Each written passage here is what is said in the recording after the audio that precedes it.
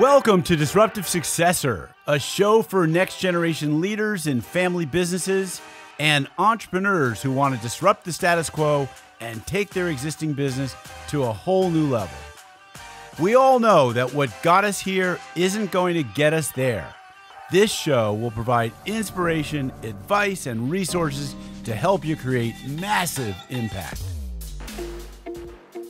This podcast is sponsored by myself, Jonathan Goldhill, and my company, the Goldhill Group, where we provide coaching for growing companies. I'm Jonathan Goldhill, and my purpose is simple: to guide entrepreneurial leaders in family businesses towards more freedom and fulfillment. I want entrepreneurs to get clarity around the changes that will make them and their businesses more successful so they can experience the same freedom I've enjoyed in my life. Our proven practices challenge business owners to think differently about their business and how they're running it, and quite literally become game changers in our clients' companies. Learn more at thegoldhillgroup.com website, where you can schedule your free strategy session.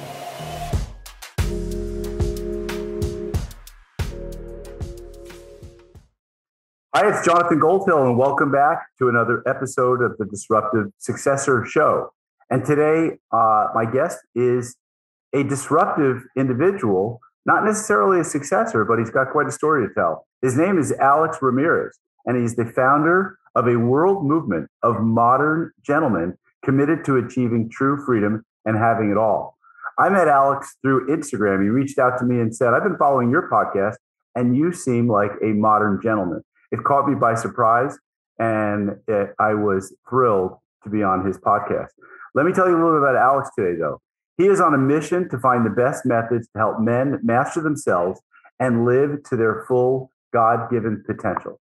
His passion is helping men build amazing stuff by supporting them with their mindset and performance, the two most important aspects that entrepreneurs must work on and manage. His gift lies in freeing entrepreneurs from negative subconscious programming that holds them back from their full potential. He helps entrepreneurs get rid of self-sabotage, doubt, fear, and unworthiness, and optimizes entrepreneurs to operate at their full potential. I'm going to introduce Alex and let him tell you the rest of his story. But first, you'd think that all this would come from a man of his middle 30s or 40s. Who's had a lot of life experience. But Alex is going to surprise you. He's a mere 21 years old, which in some states is just past drinking age. But he's got a world and wealth of wisdom. I'm so thrilled to have you on the show today, Alex. Thank you very much. I'm humbled, man. I'm humbled for you, inviting me after getting me on getting you on my podcast, and we got to connect and had a good connection and invited me. So I'm humbled. Thank you very much for having me. And it's a pleasure being here. I hope I'm able to, provide some value to anyone who listens. Well, you will provide value because there's a lot of young people out there, and a lot of them are probably older than you listening, because you are on the young side of the demographic, and yet your years of maturity and wisdom are beyond your age, as I said on your own podcast that I had the privilege to be on. But your story is really strikingly interesting. And while you're not in a family business per se, you embrace everything that's right about what I call a disruptive successor, which is someone who's taking over a next generation in a family business. But we're all successors, right? To someone, a father, a mother, we're children. Sometimes we're also parents. As I understand it, you're both, obviously a child of, someone, but your story is so interesting and there's so much to learn. So I really want to dig into your story today and how you got to where you are. So take us back, tell us what it was like in your life growing up, what your experience was like, and tell us a little bit about who you are today. All right, Jonathan. So first of all, man, I just wanted to mention that I am a disruptive successor. And let me tell you, the story of when I realized this. So I realized this because, I started in insurance, right? And, I wasn't selling insurance. I started in insurance. That was like when I was 18, and I wasn't selling insurance just like everyone else. I was helping people from the middle and the lower income class, Hispanic people from the middle and the lower income class in the United States, to get out of a generational cycle of poverty and build wealth, right? And through this journey, I learned something. And this was that, there's strong men who build good times, right? And then those good times build weak men, right? Because like those men that are born after good times do not really know what it takes to build good times.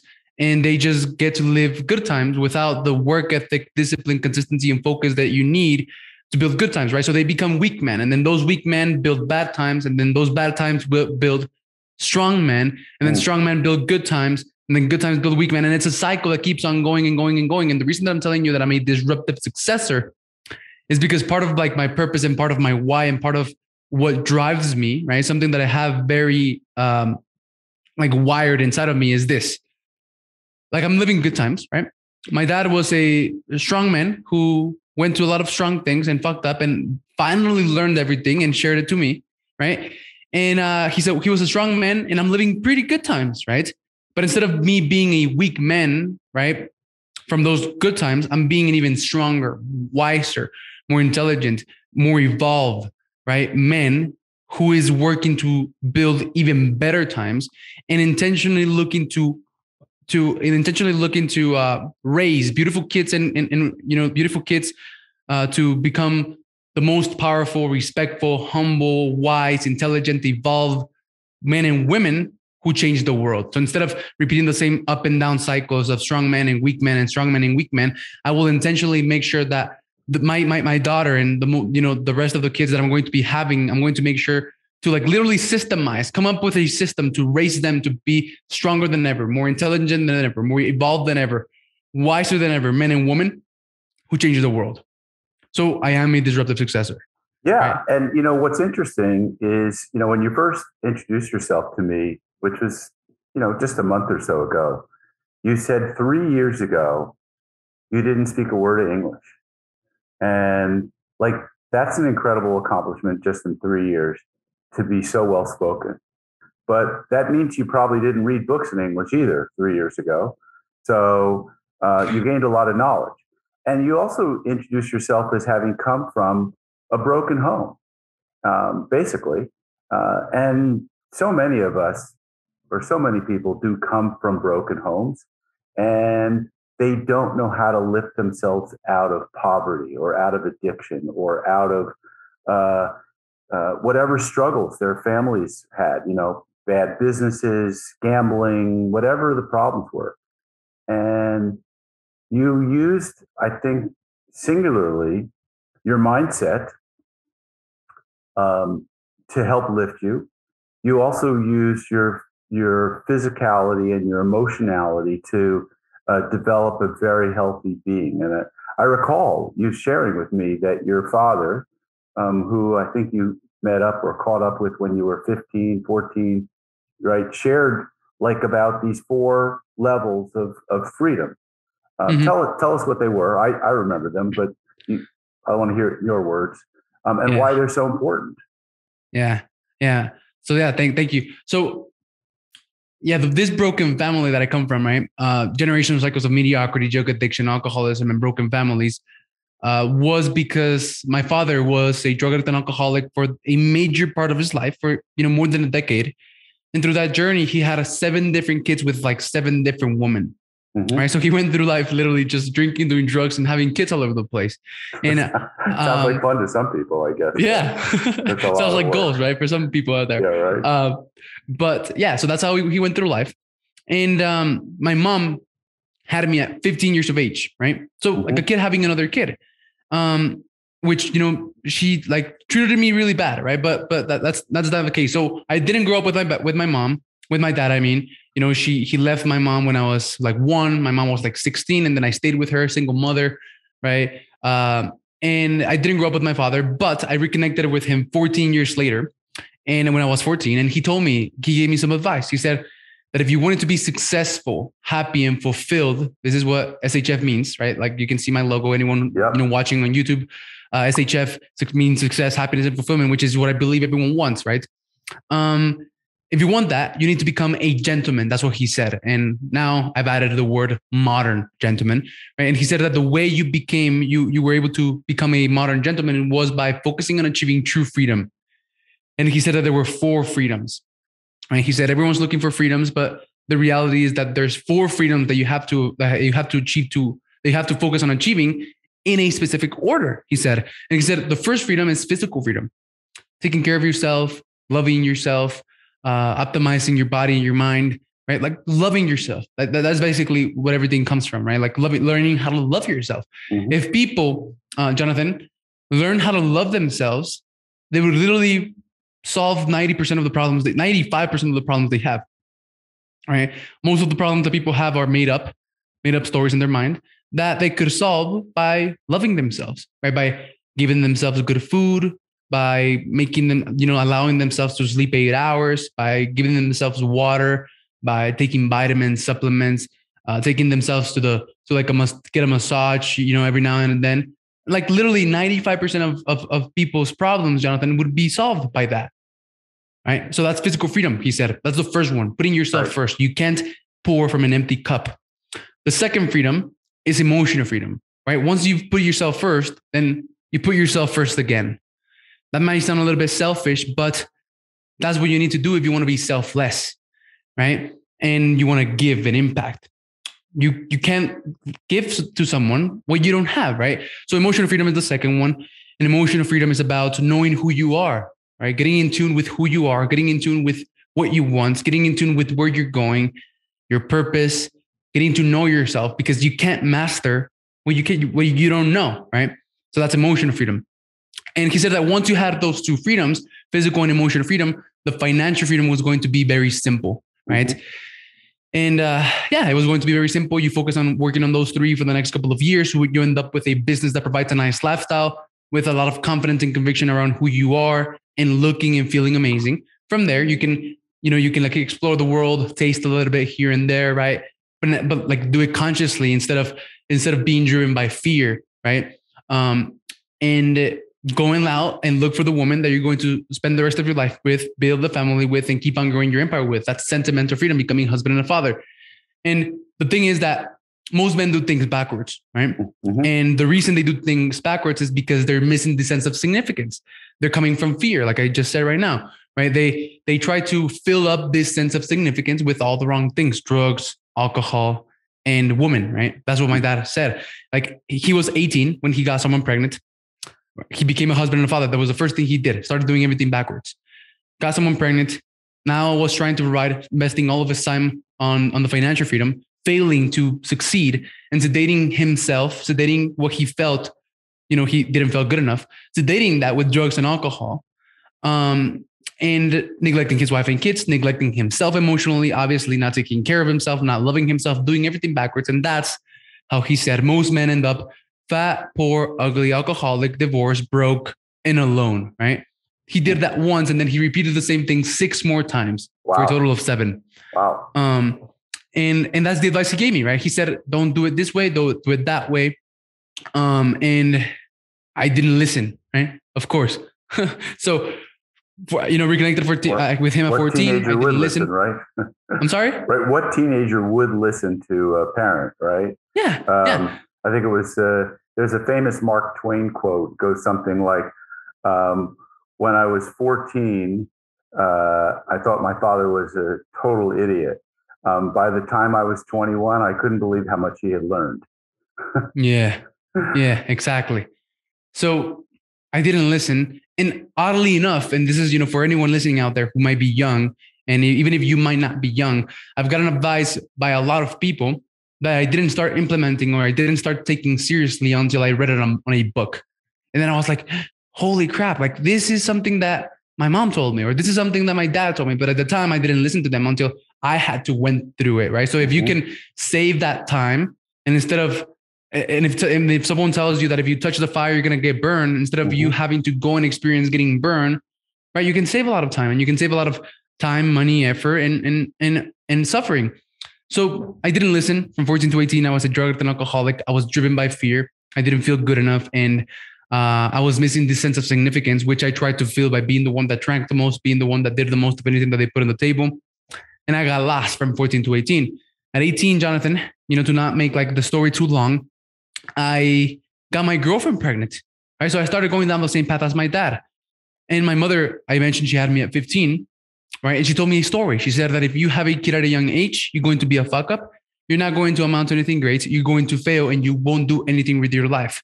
That was some beliefs that I had. So at 18, when I got my girlfriend pregnant, well, I was scared, right? I didn't want all of those bad things that I was told were going to happen to me. And I didn't want that baby, right? I was scared. I didn't know what to do. And I didn't have a relationship with any of my family members to feel like I could go and ask for help.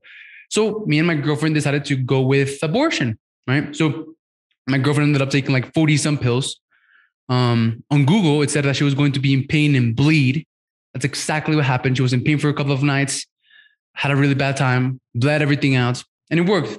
The abortion worked. A month went by.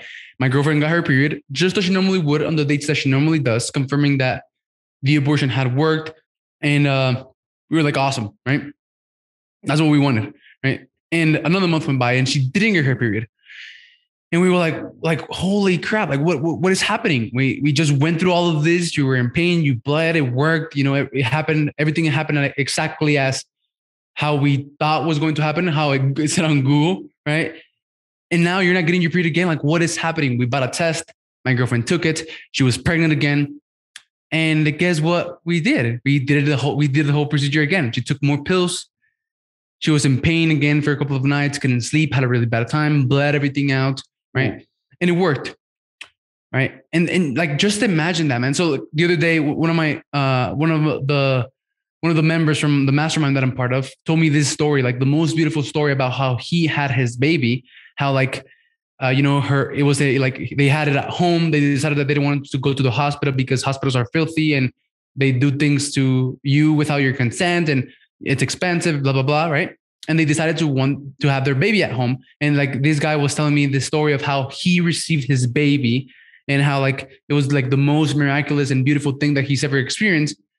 And then that's like that was like a story, like full of light and love and like very inspiring story. And then I tell mine and it's like a completely opposite, right? Like we're talking about white and we're talking about blood. We're talking about light and we're talking about darkness, right? Like just that contrast was crazy. So we did the abortion attempt, the blood and the pain and the not being able to sleep, right? 2 times. And then 1 month went by after the second one and we were graduating high school. We were seniors. Prom and dances were going on. My girlfriend wore tight dresses. She didn't look pregnant. She didn't feel pregnant. Nobody knew that she was pregnant. We didn't know because the previous abortion attempts had worked. And then we graduated. And then 1 week after graduating, Jonathan, from 1 week to another, out of nowhere, I became the father of a premature baby that was born at 5.5 months of gestation. Whoa. Because the previous abortion attempts had not worked. And that was the worst thing that ever happened to me, man. Right? It was like it completely shattered me. I had all of these limiting beliefs. I had nothing going for myself, no goals, no mission, no purpose. I was addicted. And then I had this happening, right? Like it was like this horrible thing. I had a baby that was like this big that could fit in the palm of my hand that was connected to a bunch of stuff at the hospital that I previously tried to kill multiple times. The whole process was full of pain, shame, and guilt. And it was the worst thing that ever happened to me. But it turned out to be the best, right? It turned out to be the catalyst for my growth. That happened 3 years ago. Actually, my daughter's about to be June 31st. She's about to be 3. So a little bit less than 3 years ago, right? And in that period of time, all of this growth has happened. I've been through all of this growth and personal development. I've invested over $200,000 in my personal development, coaches, consultants, masterminds, etc. I'm about to marry my wife this November of 2022. Because it finally makes financial sense. And my daughter is absolutely beautiful and healthy and nothing is wrong with her, Jonathan. And I didn't believe in God before all this happened. And now, like, I don't know what else to call it other than a miracle, right? So everything is driven by by this, right? By helping men become modern gentlemen, by the story my dad told me. And there's a lot more. There's a lot more stories that I can tell. Like from the beginning, ever since 3 years ago, like everything was pointing into the direction that I'm going right now on. All right. Everything was pushing me towards the journey that I'm on right now, but I wasn't listening, and things started to go really fast. And I started to make really fast progress, really effortless when I started listening. And, and that's what happened, man. And now like I'm here, like I'm a 21-year-old, and I feel I'm 21. I'm able to play and have fun like if I was 10 or 5, maybe. I feel like I have the wisdom of a 40, 45, even 50-year-old. I've talked to like men who are at that age, and I forget about my age, right? So, and I feel 21. Well, I look 21. I probably look 21, maybe a little bit older. I feel great, right? I'm fit. I'm in shape. I can have fun like a 5-year-old. I have the wisdom of a 40-year-old, and I just feel great, man. But it's because, I embraced the hardships. I worked through the trauma, and I started listening. Yeah. So I think your story is amazing. And I want to dig into it. But I'm going to make you laugh first. There is no June 31st.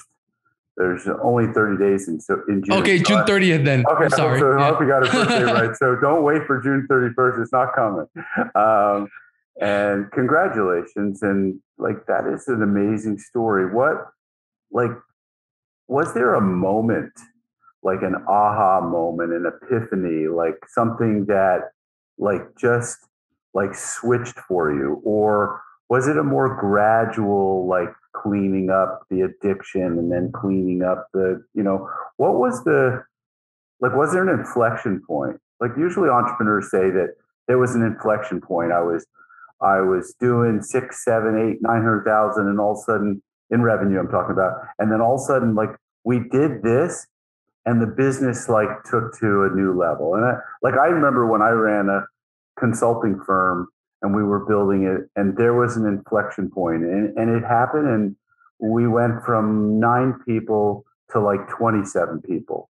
And it was fast. And, but so what do you remember? Like, was there a personal moment that just was like a defining, like this was it, like this is bottom? Or did it just start to start to click into gear, and like the wheels started turning in a different direction? I'm not going to be like my dad. I'm going to be the dad that my dad told me I could and should be. And that's, what do you think? Let's see. So no, like there wasn't like this aha moment. It was a painful progress, right? First of all, getting out of addiction and, by doing hard stuff, right? So everything is driven by our dopaminergic system. Mm-hmm. So I had to take care of that, right? Actually, one of the things that helped me be happy when I was unhappy by not doing drugs was taking dopamine pills. So I think, that helped. And then I stopped taking dopamine pills. But, I woke up feeling happy because of the dopamine pills, and that helped. Right. So like, it was like a progress, and I started doing hard things, like taking cold showers, right. And replacing my bad habits that I had with good habits. So that was like a complete, like a progress, right? Like it was a really painful, slow process. And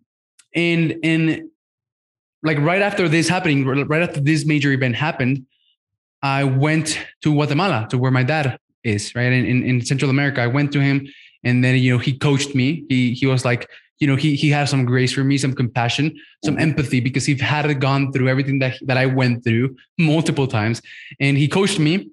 And it was like my identity shifted, right? Like I went to college because even though I did high school high, like I would literally get high in between every single period that I did high school, like all of the 4 years of high school. Even though I did high school high, I got a full ride scholarship to go to Arizona State University. And after having my daughter, right, for 1 year, I didn't have to worry about money because my scholarship was literally paying for my gas and my food and my clothes, right? So when I went to college, like in August, right?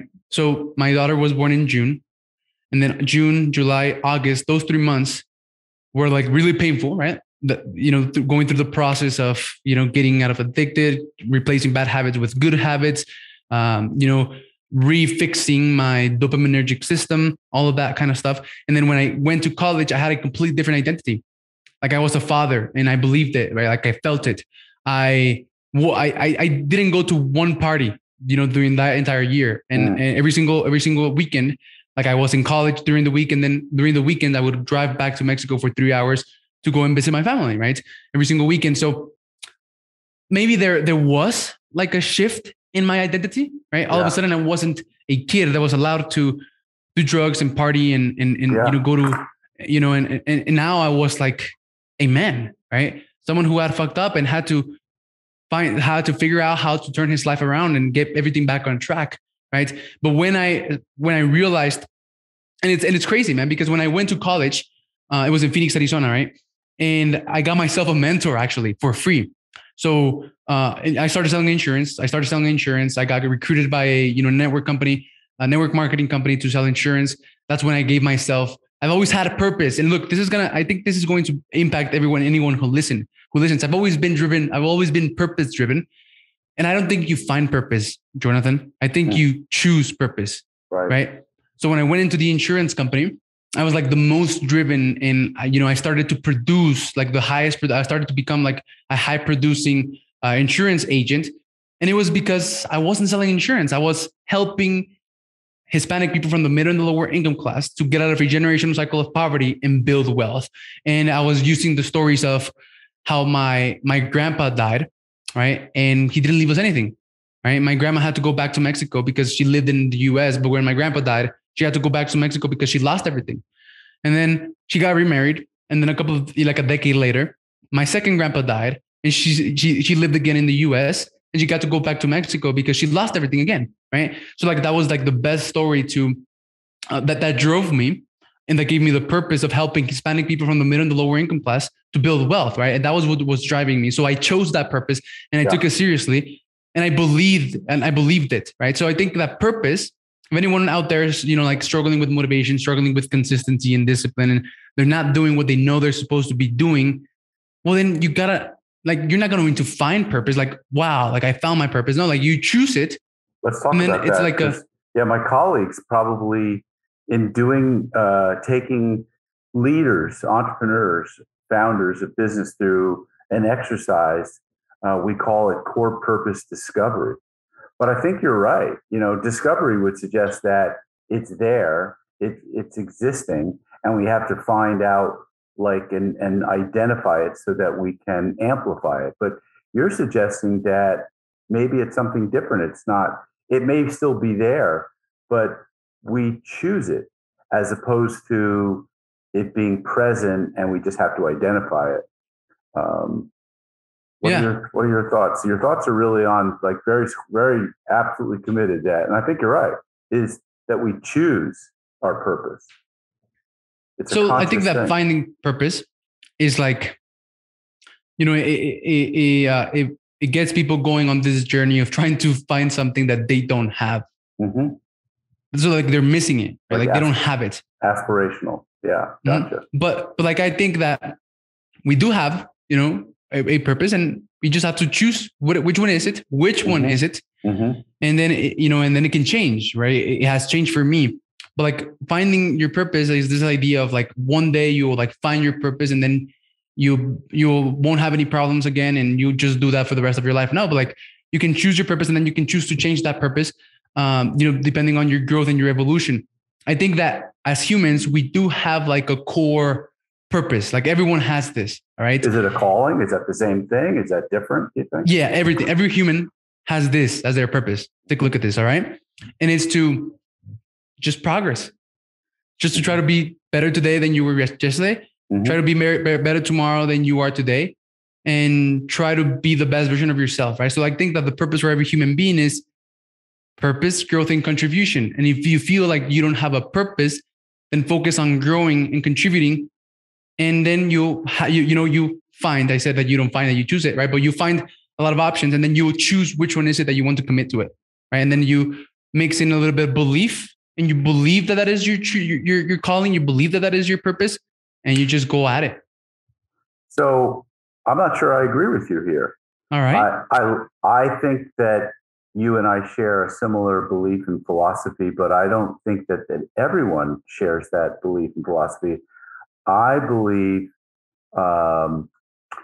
that there are a lot of people that I've met and worked with that are coachable.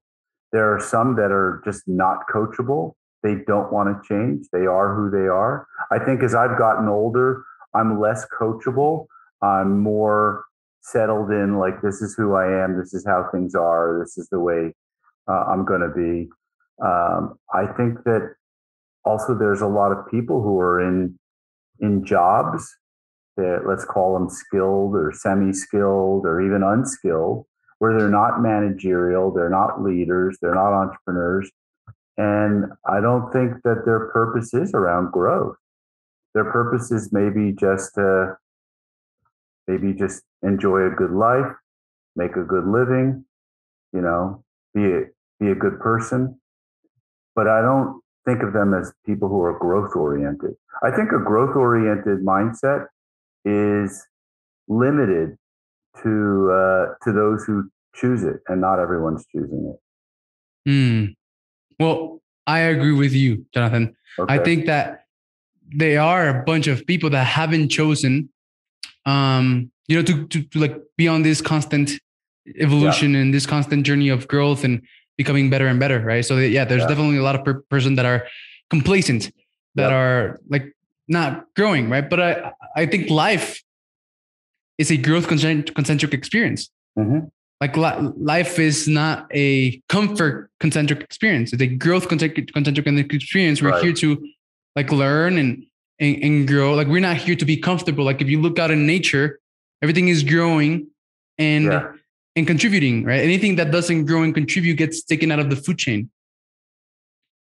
And I think we're the same. I'm not going to, we could push back and we could continue this dialogue. I think there's a lot of people that are, they're set in their ways and they're comfortable being comfortable, and they're hoping that no growth is going to push them in any one direction, or in any one direction. But all right, let's move on from that. It's all right. It's kind of philosophical. So it is, yeah. Yeah, totally. I want to talk about your entrepreneurial journey and what you're up to now, because we haven't talked at all about that. We've touched a little bit on mindset, and but I want to talk about your entrepreneurial journey. Where are you at right now? What is your business today, and what do you want it to be, in the future? Mm-hmm. All right. Before I tell you what I do today, let me just go back. Please. So I started selling insurance, right? Like everything happened with this, like life-changing events that got me on the right direction again, because I've always felt like I had something within me, but then I got lost. And then and then something happened that got me back on track. Right. Mm-hmm. And then I went to insurance, did really well, made money, and all of the money that I ever made, because it was during the year that I was going to college and I didn't need to worry about money. Well, all of the money that I've ever made, I invested into myself. Mm-hmm. I want to make a point here. And then I realized, I started doing like digital marketing and running like simple funnels and taking traffic to that simple funnel to like generate insurance leads. And I realized how, most insurance agents were like knocking doors, doing events and passing flyers, so trying to recruit their family and friends. And I didn't want to do that. So, I got really good at like generating my own leads. So I started. You must have read Russell Brunson's Traffic Secrets. I'm guessing 100%. Yeah, you were bought all in on it. All right, I bought like all of his courses and the like 30-day one funnel challenge and all of that. Right. Okay. Yeah. So I started an agency, right, helping insurance agents generate leads, right, and helping insurance agency owners generate leads. Like this I call it the unlimited lead generation something, right? Right. And I started selling this, and I realized that it was easy to sell an $8,000 service for 3 months to insurance agency owners than it was to sell like a $30 per month policy to a person, right? So I quickly changed. I didn't think twice about it. I was like, oh, okay, so I can do this, and someone will pay me $8,000 for a 3-month service. But like I'm having a lot of trouble selling a $30 per month policy. All right, let's go do it, right? And I figured it out. I had some sales, I had some clients, I lost clients, and then I got clients, and then lost clients again because I was like a solopreneur. So I was working really hard. And again, all the money that I made, I invested it into myself, right? I didn't have any expenses. Like I've literally spent the last 3 years wearing black and white shirts. So I invested into myself, and through investing into myself, I started to through focusing on growth and just contribution, I started to realize like my purpose, what I believe to be my purpose now, started to become clearer and clearer, right?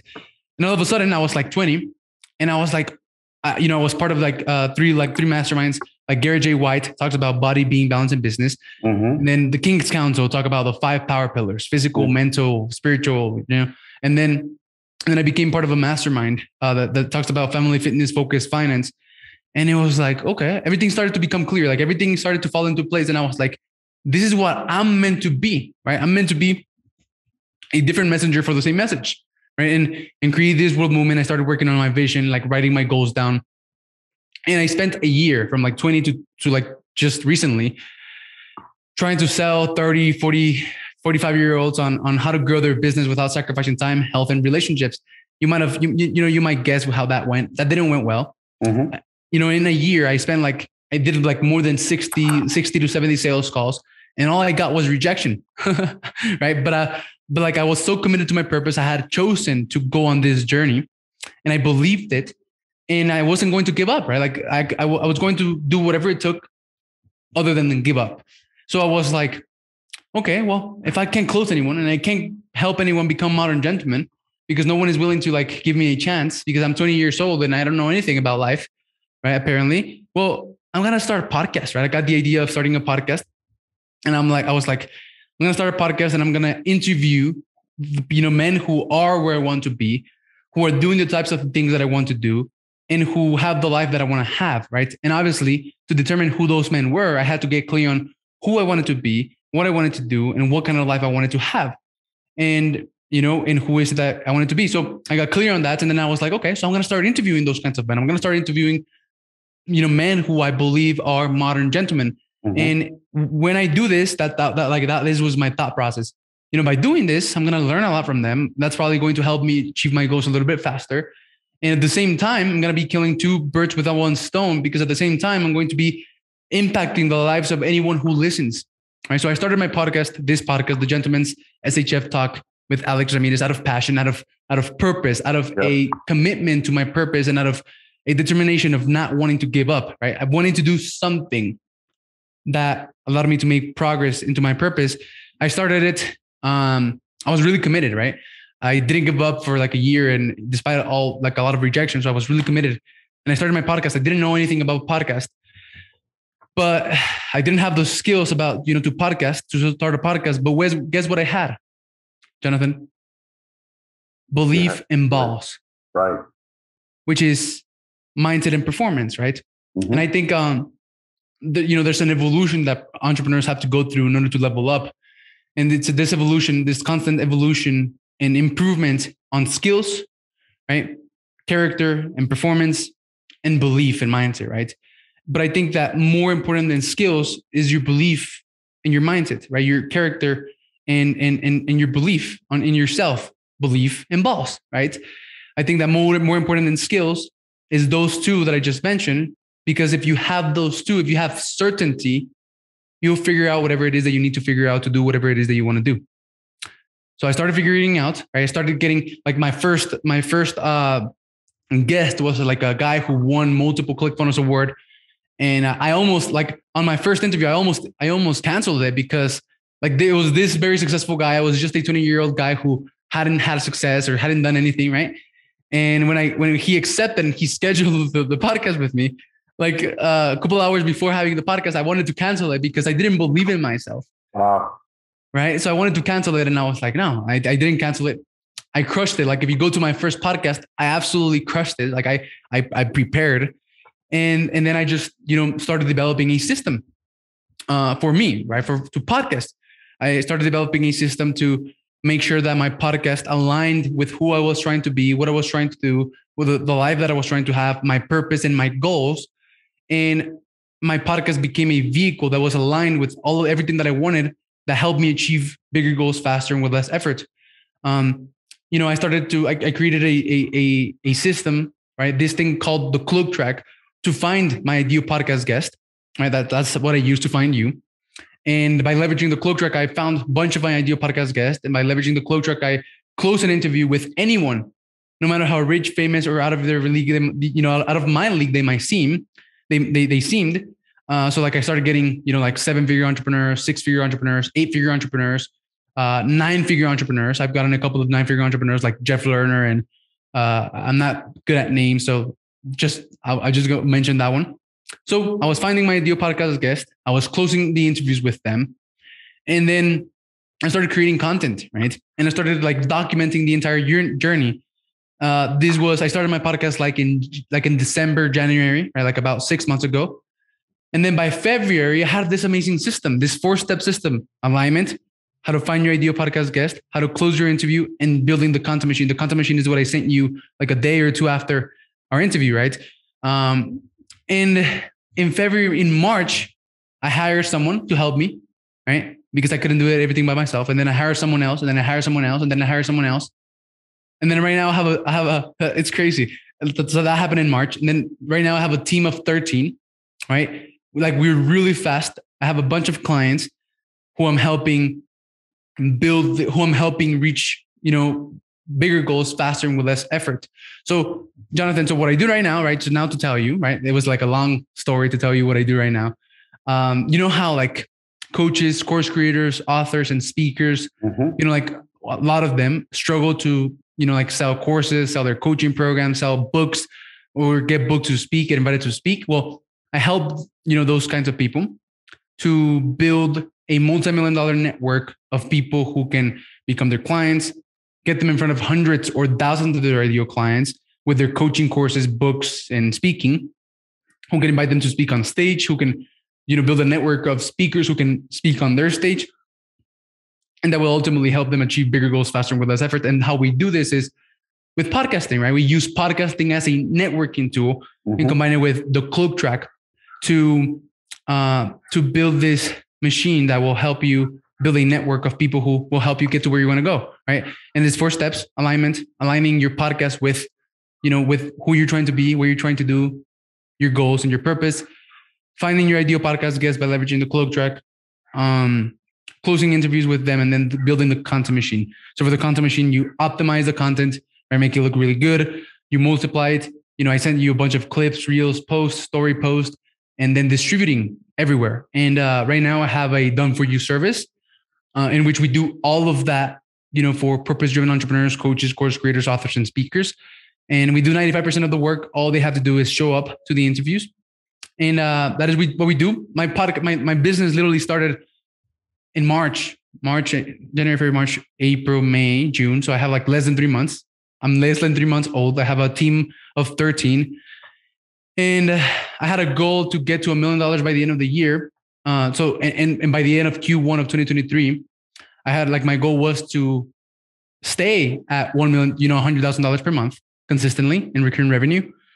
But now, like, I know exactly how I'm going to achieve that, Jonathan. Like, I literally know I know every step of the way. I know exactly how I'm going to achieve that. And when you set a goal that you know exactly how you're going to achieve it, and it's too small. So I've decided that my goal by the end of the year and by Q1 of 2023, instead of getting to $1 million per year, instead of getting to 7 figures, I'm going to get to 8, because that's a goal that I don't know how I'm going to achieve. That's a goal that makes me a little bit, like fearful, excited, right? And I have no idea how I would be able to do that in such a short period of time. And that's, that's the game. Like that's what makes it inspiring, because $100,000 per month, I know exactly how I'm going to get there. Like I'm half the way.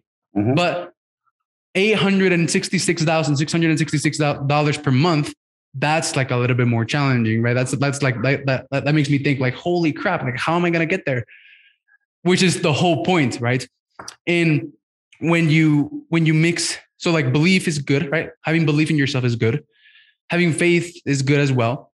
Having trusting the process is good as well. But when you mix those three, you put them into a blender and you mix them, it gives you a sense of knowing. And a sense of knowing, Jonathan, is like if I hold this and I open up my hand, and I'm holding something right now on video, right?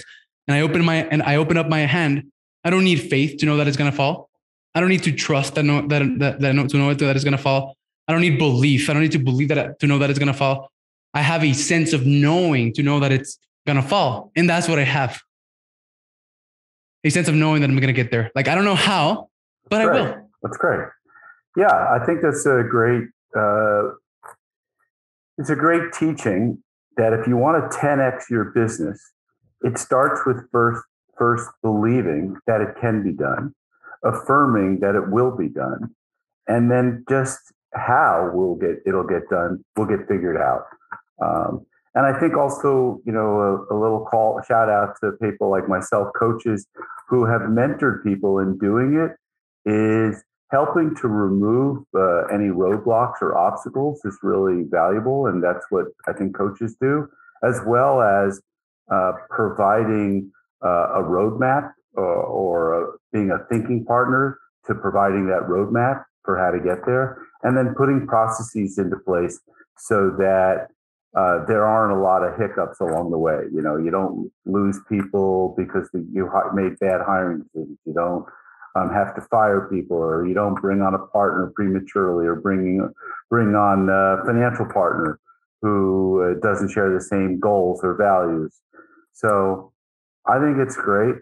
The whole notion of 10xing your business is, or maybe it's 20 in your case right now. That's it's an act of faith and trust and confidence that can get you there. And so, this has been a great story. Well, Jonathan, I want to say two things. Yeah. So belief, right? Belief is based on a past reference, right? So like you can believe that you can do something if you've seen someone else do it. That's why like masterminds and that kind of stuff is so valuable. But then faith is like, like you don't need a past reference to know that you can do something. You have faith, right? And when you combine faith and belief, right? If you put yourself in the right rooms and, you're like, holy crap, like they've been able to do it, right? And not only do I have belief now, I have faith. And then you trust the process. That's when you are able to like manufacture this sense of knowing, right? That's the first thing that I wanted to say. And the second thing that I wanted to say was like, it might sound delusional, right? But like delusion, that's how you say it? I think so, right? It's delusional when you have vision without any execution. But if you're executing on your vision, then it's not a delusion. It's not a hallucination. It is a vision. And a vision is what a leader, a leader who has a vision might be taking him and his team, or her and her team, or whatever, to a place they've never been, and creates followership because people believe that it can be done. And and people may be thinking like 0 to 10 million in like less than 2 years. Like you're crazy. That's why I say that like it might sound delusional. But let me tell you, like I feel like I cracked the code, right? And the code is building people, Jonathan. Yeah. That's all I do. Well, build my team, and they're helping me build my business. So I think it was Napoleon who said, a leader is a dealer in hope. So, you're a hope dealer, and but it's more than hope. It's faith, it's confidence, it's trust. It's all those things that you said. So, Alex, you are a wonder. You are really a whiz, and I'm so glad that we got to spend this time together. I think, and I hope this is inspirational to other people who may be older and maybe haven't been so, like challenging of themselves to be their best person. And I think that you've really tried to be your best person. You have a great story of turning around your life. Let's answer a few quick questions. So, what would you tell a younger version of yourself if you had to tell that 14-year-old, and different advice than your dad gave, or if you had to tell someone who was your age or older who was struggling? Maybe they were addicted, maybe they were incarcerated, maybe they needed a second shot at life. What advice might you give? And look, you can take a variation of what your dad gave you, but what would you share with them? I would tell them, man, that whether it was me or whether it was someone else, I would tell them that you are good enough. You don't need anyone's validation, approval, acceptance. You don't need, your job is not to be liked by everyone. And when you're able to internalize this and really not only understand it from an intellectual level, but feel it and make it become part of who you are, that you're good enough, that you're worthy just as you are, that you don't need anyone's validation, approval, or acceptance, and that you can do whatever it is that you set your mind to, knowing that you're good enough, right? So you don't have to prove anything. You can go out there and create anything that you want. If you don't understand that, and you're driven by the patterns of not being good enough and trying to prove that you're good enough and doing everything that you do to prove that you're good enough, then it's BS. Until you understand that and feel it and make it part of who you are, you can go out and create anything that you want. Oh, that's great. So like I said, you are a disruptive successor. How can people get a hold of you, Alex? What's the best way to reach you? So, man, I lost my Instagram the other day, but on Facebook, I don't know my Facebook handle. My name is Alex Ramirez. I don't know my Facebook handle. I'm going to learn that too. Whenever I come up on a podcast, I say it. But I have this amazing training that takes people through the 4 steps of building this, $1 million network of people who can help you achieve bigger goals faster with less effort. And if you are a coach, course creator, author, and speaker, and you're purpose driven, this seems to magnify for purpose driven people. And you want to get invited to speak on stage, sell more of your courses, coaching programs, throw your own events, and, building a network of speakers. If you want to build this multi-million-dollar network that will help you achieve your goals, I have this 4-step training. After that training, you will literally have the tools to go out and take action. Okay. And the way you can get a hold of that training is, it's called millionairepodcastautomation.com, right? Millionairepodcastautomation.com. If you go there, you'll be able to get a hold of the training. The training is enough. If you're driven like me, the training is enough for you to be like, oh, okay, I get it. And you go out and take action, right? However, I'm also going to, if you watch the training and you like it and everything, that you're going to get enough to go out and take action. But we're also going to offer a free complimentary alignment call in which, it's like a 90-minute alignment call, 60 to 90 minutes alignment call, in which we get aligned. We make sure that if you want to build a podcast, whether it's with my help or without my help, I want to make sure that you go and do it being aligned, right? And aligning, building your podcast with who you're trying to be, what you're trying to do, your goals, your purpose, and, the opportunities that you need, and knowing who has those opportunities, going out there aligned with what kind of podcast you need to build to get to your goals faster and with less effort. And millionairepodcastautomation.com. And we'll have that in the show notes, assuming you provided that to us. So, Alex, I want to wrap up and say thank you very much for sharing your story. It was very inspirational to me. I hope it's inspirational to other people. I'm sure it will be. Guys, you can choose your purpose. You can be who you want to be. Not all of us are meant to be maybe some unrealistic things. Not everyone's going to fly a stealth bomber or be a Jet Force, Top Gun pilot.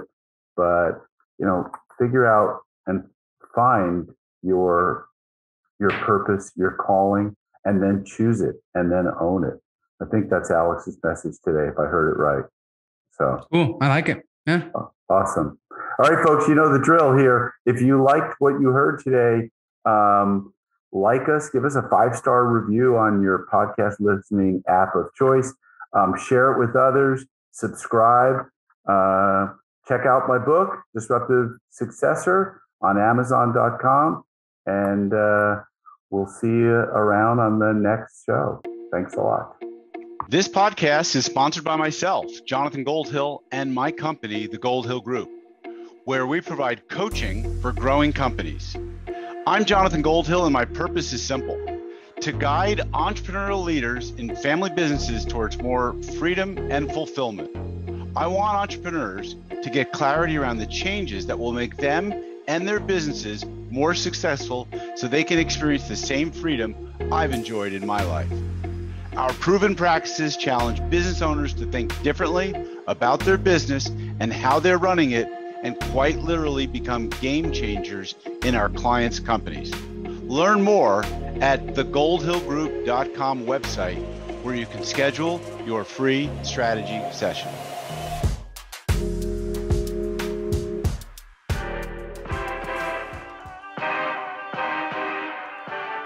Thank you for joining us on the Disruptive Successor podcast. If you enjoyed today's episode, please subscribe, review, and share with a friend who would benefit from the message. If you're interested in picking up a copy of my book, Disruptive Successor, go to disruptivesuccessor.com.